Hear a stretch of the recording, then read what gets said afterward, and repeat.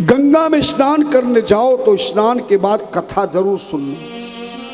किसी भी तीर्थ में जाओ, आज तक तुम्हें तीर्थ स्नान का फल इसलिए नहीं मिला क्योंकि तुमने स्नान किया, पूजन किया, दान किया, सब कुछ किया, पर आपने कभी तीर्थ पर बैठकर उस तीर्थ की कथा नहीं सुनी। बिना कथा के कोई भी व्रत व्यथा होता है। गणेश की करवा चौथ का जब व्रत करती हो तो कथा सुनती हो कि नहीं, बोलो। सत्यनारायण की कथा जब पूजन करती हो तो कथा सुनती हो कि नहीं। बिना कथा के कोई भी व्रत व्यथा होता है, चाहे सोमवार का हो, प्रदोष का हो, शिवरात्रि का हो। और हरिद्वार में स्नान करने जाओ, चाहे बनारस में जाओ, गंगा में स्नान करो तो गंगा की कथा सुनो। वृंदावन में यमुना के स्नान करो तो यमुना की कथा सुनो। और त्रिवेणी में जाओ तो त्रिवेणी की कथा सुनो। है? विश्वास नहीं तो मैं रामायण का एक उदाहरण दे देता हूं। भगवान श्री राम विश्वामित्र के सिद्ध आश्रम से जब जनकपुर में गए तो रास्ते में सुना होगा आपने, एक पत्थर की शिला को राम जी ने पांव लगाया था। लगाया था कि नहीं, बोलो ना। सिर मत हिलाओ। सिर वही हिलाता है, हाथ वही हिलाता है जो या तो बोल नहीं सकता या किसी से नाराज चल रहा है। देखना, घरवाली जब नाराज हो जाए, कौन नाराज हो जाए जानते हो ना? घरवाली का मतलब धर्म पत्नी नाराज हो जाए और घरवाला कहे जरा देवी मेरी शर्ट पकड़ा ना, पकड़ा देगी मगर बोलेगी नहीं। जाऊं, हाथ कर देगी। जब कोई नाराज हो जाए तो नहीं बोला जाता, हाथ हिलाया जाता या सिर हिलाया जाता है। तो हमारी तुम्हारी कोई झगड़ा तो हुआ नहीं, झगड़े में रगड़ा भी नहीं हुआ, रगड़ा भी तगड़ा नहीं हुआ, तो सिर हाथ क्यों हिलाती हो? तो पूछे तो जवाब दिया कर। राम जी विश्वामित्र के साथ गए, अहिल्या को पांव लगाया तो घबरा गए।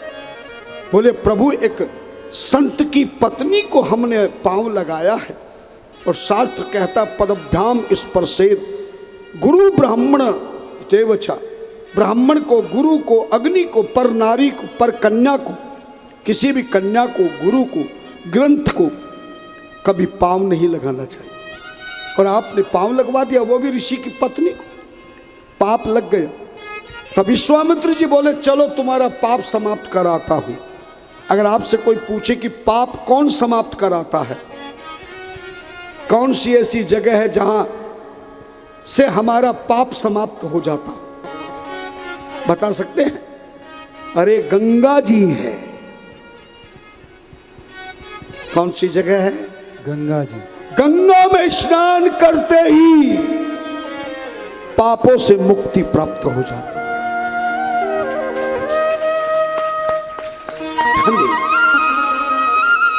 तो विश्वामित्र जी अहिल्या को पांव लगाने के बाद राम जी को गंगा जी के तट पर ले गई।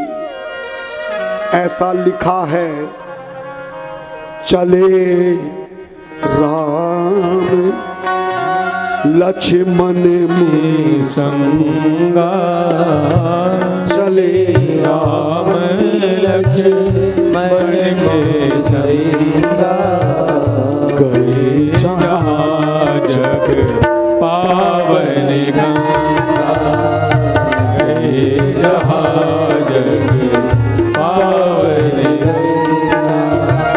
चले राम लक्ष्मण मुनि संगा, चले राम लक्ष्मण मुनि संगा, गए जहाँ जग पावन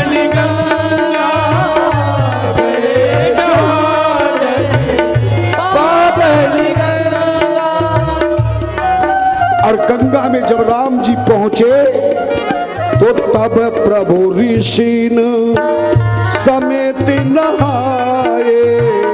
तब प्रभु ऋषि विभदितानि मही देवन पाए। विभदितानि देवन पाए। ध्यान से सुनना कथा को। ऋषि के सहित राम लक्ष्मण ने गंगा में स्नान किया, वस्त्र पहने, गंगा की पूजा करी, दान दिया। विश्वामित्र जी बोले, राम, केवल स्नान करने से, पूजा और दान करने से गंगा पाप का हरण नहीं करती है। तो गुरुजी फिर और क्या रह गया? बोले, जब तक गंगा की कथा नहीं सुनोगे तुम्हारा स्नान, दान, सम्मान, कल्याण नहीं करेगा। तब विश्वामित्र जी ने राम लक्ष्मण को गंगा की कथा सुनाई। ऐसा रामायण में लिखा, बोले, गाधी सुने सब कथा सुनाई, जेहि प्रकार सुर सरे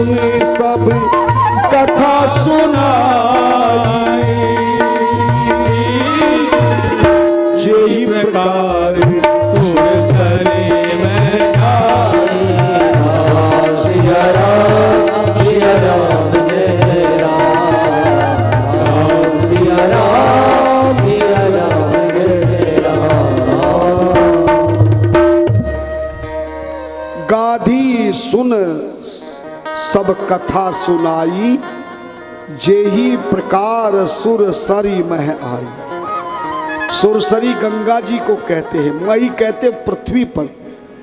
जिस प्रकार से पृथ्वी पर गंगा को भागीरथ लेकर आए, वो सारी कथा विश्वामित्र जी महाराज ने राम लक्ष्मण को सुनाई। तब जाके गंगा का स्नान का फल मिला। आप जितनी माता बहनें, बेटियां, भाई लोग बैठे हैं, न जाने कितनी बार गंगा में स्नान किया होगा, फिर भी तुम्हारे पाप दूर नहीं हुए, क्योंकि आज तक तुम्हें किसी ने बताया नहीं। इसलिए तुम स्नान किया, दान किया, पूजन किया, भोजन किया और बैठ के घर आगे बोले गंगा में स्नान हो गए।